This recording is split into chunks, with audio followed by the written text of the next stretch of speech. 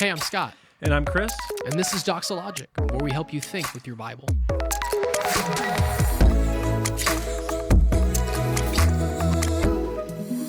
All right, next question. What is Christian universalism? Is this heretical teaching? All dogs go to heaven.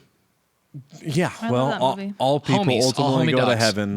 D-O-double-G. Christian universalism is sort of a oxymoron. It's not, the two terms don't go together because it's not Christianity. So universalism is going to be, there are various stripes of universalism in terms of what they think, but it's either annihilationism, that those who aren't in Christ are, well, annihilated. Their souls are literally just kablooey and they're done, and so only Christians are saved, but all Christians are saved. But so annihilation comes in, but the more traditional form is just if there's a hell, it's only for a temporary period of time, and they will get saved in the end. Christ will save everyone in the end, and it's just not the Christian faith. So it is blatant heresy against the scriptures. It's an old error that regurgitates over and over again, in different forms. It's just like, it comes back up again, and here it is in this form. It comes back up. And a lot of times the language, it starts to leak out of the doctrine of heaven and hell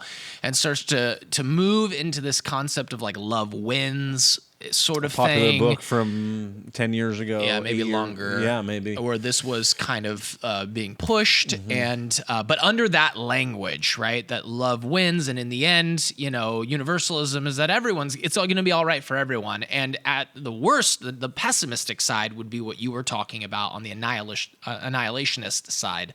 But then there's the other side that is, hey, regardless of what you believe, it's going to all be right for you in the end. And honestly, universalism, from a cultural perspective, is basically what everyone is implying happens. Yeah. Right?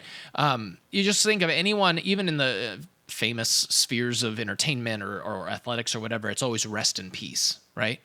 And yet, as the Christian, we know that not everyone is resting in peace. The only ones resting in peace are those who are found in Christ upon their death.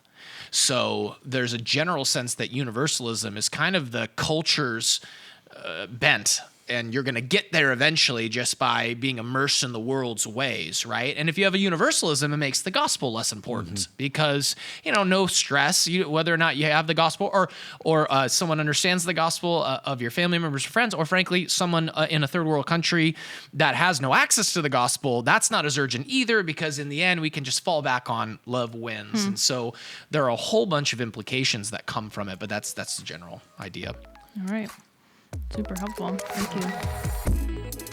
You've been listening to Doxologic, a podcast by Doxa Church in Rockland, California. To learn more, visit us online at doxa.church.